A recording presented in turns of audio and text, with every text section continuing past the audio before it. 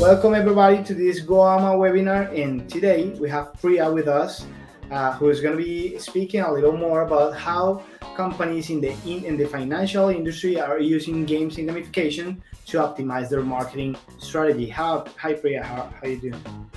Very well, David. How are you? All good, all good. It's going to be a very interesting, knowledgeable ride here for sure.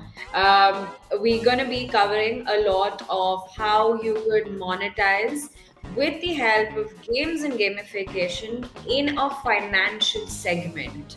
You will see me talking a little about how we do things on these apps and how we have monetized and helped these brands grow using games and gamification. That's great. So let's jump on it. Let me share the screen, and we can jump on the presentation that Priya has for us today. So Priya, why don't we start by like telling people a little more about Goama and the services that we provide today. Sure. So,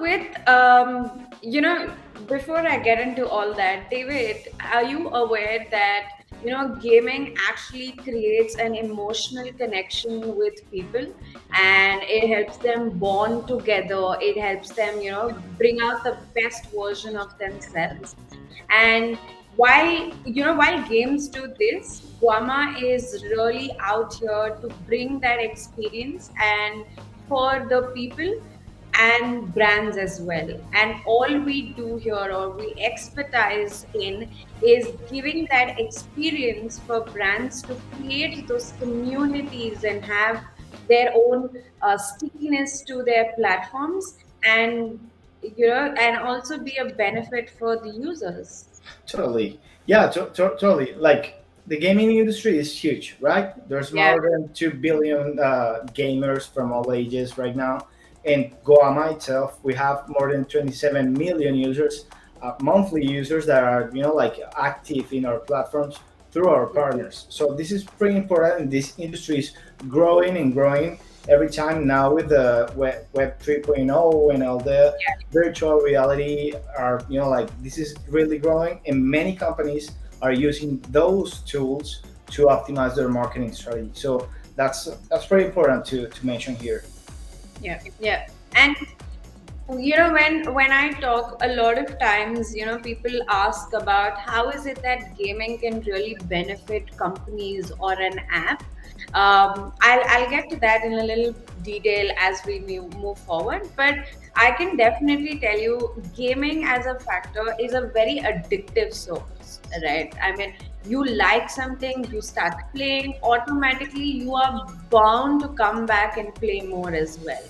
And that is a top notch setup that you have where automatically you are driving users to come back into your platform and create that stickiness. And that's one of the most important things, because today in the digital space everybody is struggling to have user attention, right? There are so many apps, there are so many other things. Brands really have a tough time to grab and contain that attention span of people. Totally. Yeah, there's I guess from the marketing perspective is like driving new users is hard, but Yeah, most harder part is to retain new users, right? Because yeah, you can run campaigns and bring the users and download the app or just visit the website, but then make them like having daily visits or yeah, increasing the frequency of the conversion yeah, regarding like what is it you're selling, services or products. So gaming and gamification systems are changing the way people is connecting with brands, right? Yeah, we're true. changing the way people is like interesting a lot more, like 3x more or 5x more in the Yeah, product that you're having and connecting with the brand also. So that's something very important that we need to let people know, that yeah, gamification is very important for any, regardless the industry. In this case, we're going to be speaking about financial industry yeah. and e-wallets, right? Right, right. Now at and Guama, we are here to really empower apps and brands that can drive their transactions, the usage, increase their stickiness with the with casual esports games that we have, right? Hyper casual games that are super easy to play, super interesting, super addictive, and make it more for people to kind of not, not leave us, not leave playing the games, because that's what games really do. Yeah, why don't we tell people what is, like what are those hyper casual games? Because if you're not a game expert or a gaming, you're not in the gaming industry, you don't know what is hyper casual games. And can you explain a little more about this category of games? I will give you a very layman example for this, right? Mhm. When it comes to games and when it comes to how you could and what is it that you could have on your app for the games, it's basically a very, very simple, easy to use game. Very similar, very easy, and I'm sure most of us have heard about. Candy Crush, or any of these games that that did go around and had created this huge name around for itself. So games like that, but the difference here is we do exactly what any brand thinks of, and I Okay, come to yeah. that So, again so as you well. mean, okay, you mean like, yeah. What you mean is games, very, very simple games that you can play, like many times in your phone or in the laptop, right? Not console games, not virtual games. Right now, is hyper casual games that you can implement and easy to integrate in an app or a website, right? So Yeah. why don't we jump here to the app challenges? Like many companies come every day asking us for, like, hey, how do I do you have any solution for this kind of problems that I'm having right now? Like engagement, low stickiness, like that, when your CAC, your customer acquisition cost, is super high. How do Yeah. I lower it? Like, do we have solutions for all these questions that are having right now? Yes. So, honestly, I have, I was reading the other day somewhere. On an average, there are about 75% of apps that actually get downloaded and discarded after one use, Yeah, right? That's massive. That's a that's a big lot. number, right? And apps have been, there's so many apps. You go on the any app store, there is so many apps. You click on just games, you'll see a multiple idea of different kind of games that you can get. And for brands as well, there's so much competition out there, right? So brands have really been struggling with user engagement, creating that stickiness so that people come back again and again. And I'm sure from the marketing aspect, you understand that the customer acquisition cost is also pretty high here, Mm. right? Increasing a lifetime value and increasing the average revenue per user, these things are something that brands have been struggling over a period of time. They have definitely been able to figure out a little mantra in terms of what to do, but then times keep changing, the audience behavior changes so very often that you need to have something where it is super addictive and easy to use as well, right? Yeah, totally. I think there's something else that we can add here is that, like, um, like when you download an app and you have, like, you don't use it and it's not really relevant for you, you're gonna be letting that, right? And that's it's pretty much a high cost that you're, losing this new user. So are we gonna later? I just want to let people know that we're gonna be addressing all these different solutions that we have. Specifically talking about, like the financial and e-wallet companies that are using these strategies to grow and Yeah, increase yeah. all these main KPIs they're looking for, right? Yes, So yes. moving forward, right? I'm sure these are brands that everybody identifies, right? From sneakers to Food Panda to WWF. These are brands that have worked with us, working with us, and they trust us because of what we do for them. Now, if when you move on a little more into the slides, you will also be able to see how we are actually customizing the game based on what they are for. Like, for example, if you see here, for Shark Tank, right? We have a very cute avatar that's actually sitting down and looking for fishing. And this is a perfect example of what we do when it comes to customization on apps.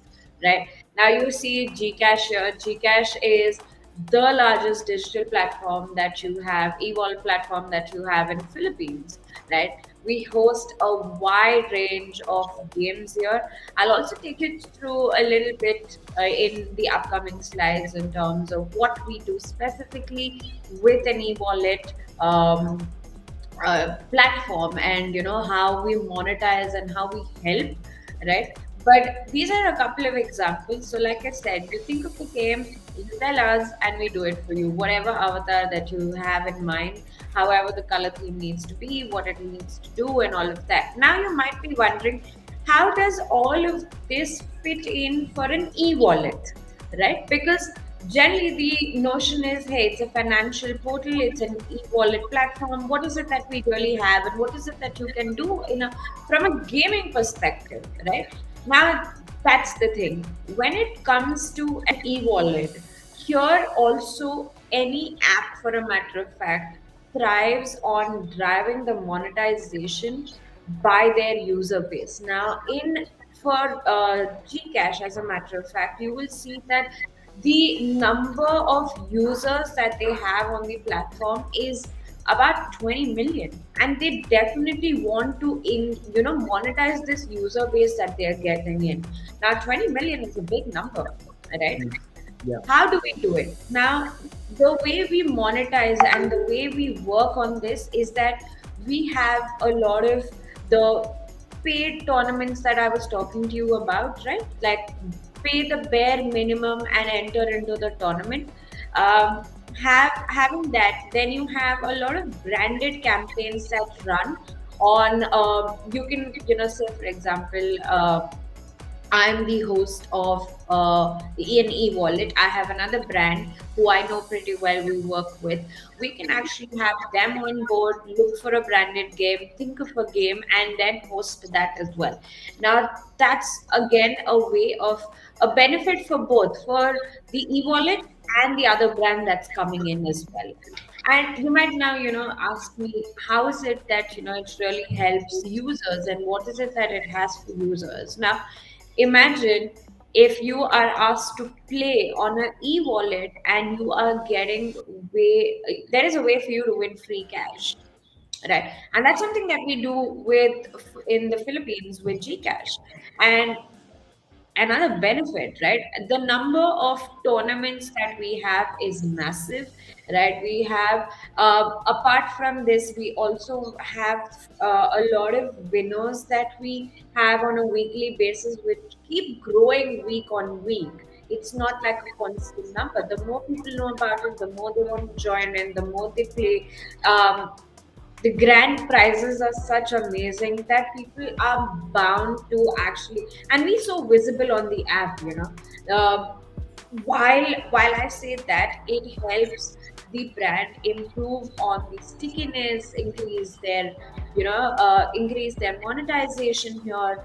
All of these things actually help an e-wallet brand. Now, another example that I can think of is the Dana that we have in Indonesia. Now I'm going all the way from Philippines to Indonesia, right? But in Dana as well, again, one of the known biggest wallet platform that we have in Indonesia. There, the number of users is around some 30 million, right? Even then, with them, we also have a branded sponsorship campaign that we run with WWF, right? Where we work again. The concept of working on these is that I'm enabling the users to come and experience not just use it on a normal basis of making your payments at a grocery store or transferring money to somebody, but you are actually monetizing it to create that stickiness on your platform, make sure that people come back, make sure that people spend more time on your platform and play these games. Now when they play the games, they're prone to kind of staying back, and it's not like it does not work. You can see here that it definitely works, and the reason is way too simple. I mean, imagine how easy is it. I have to just play a game and win cash. Why Totally. not? Yeah, yeah, Right? absolutely. Yeah, and definitely, I think will be interesting to get into some numbers that we have done here for Gcash. Like we have, like the total price. Like the amount of, we have $3,000 total in prizes to be won. Like I know there's some monthly growth that we have been having here for users. So can we give those kind of numbers regarding the KPI for this business case particularly? Yes. So what happens here is that we've seen a constant growth here. Like, when we started off at a very low range in terms of what, why, people were also in that thought, do we really have to do this? Do we actually play a game and all of that, right? Where that's the initial thing that always happens. But the minute they understand how these games really work, like like you just mentioned, we had more than $3,000 of prizes itself to be given out to people. Right now, when I say that, on an average, we have seen the growth for Gcash has over time on time has been nothing more than 10, 12% on an average. Right now, that's over a period of time that we have seen this. And how did we achieve this? I It would be surprising, but honestly, the minute we launched, right, there were 4 million game players that we've had in the month of the launch. So now you can imagine the need. There is a need for it. There is Gaming is an aspect that nobody says no to, right? We had branded campaigns sold within the first 3 months itself, right? And more than anything else, it's surprising. People might ask me, hey, are you sure people actually pay and join a tournament? Hmm. We have $5,000 that is just from people having played to join a tournament. They've actually paid for it, right? Yeah, And it's bare minimum, right? So people are bound to, if I have to ask you for $1, right? To totally. Why Yeah. not? Right? Yeah, yeah. I think there's something interesting in the way that we can implement the gaming platform to generate revenue, not only engagement and like Yeah. this user KPIs, but also for business KPIs. There's different ways to generate the revenue. The first Yeah. one that you already speak about is the like users paying for playing into a tournament. Yeah. Second one is sponsor tournaments like this one, right? Food Yeah. Panda creating their own games Yeah. inside, Gcash platform. So that's Yeah. another revenue stream is very important for e-wallets, e-commerce, and any other platforms that is B2B, B2B to C. So this Yeah. is pretty interesting. Can you explain a little more what happened there between those companies, Food Panda, brand activation campaign on Gcash? Now, what we do here is basically, for this example, I'll tell you, Food Panda and Gcash came together. They decided, okay, how do we customize, and how do we have a branded game so that it is so much more visible to the people of what Food Panda does, and how you could work around in terms of the positioning, increasing the awareness to the customer. Say, for example, Food Panda decides to launch into a new region, right?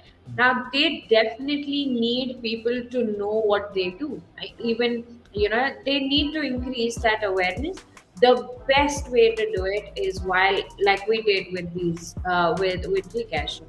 We said, hey, it's an e-wallet platform. Everybody uses an e-wallet. Everybody plays games here. So let's get into having a game that is customized just for them. If you see here, the color theme is so much intact with what Food Panda does, Mhm. right?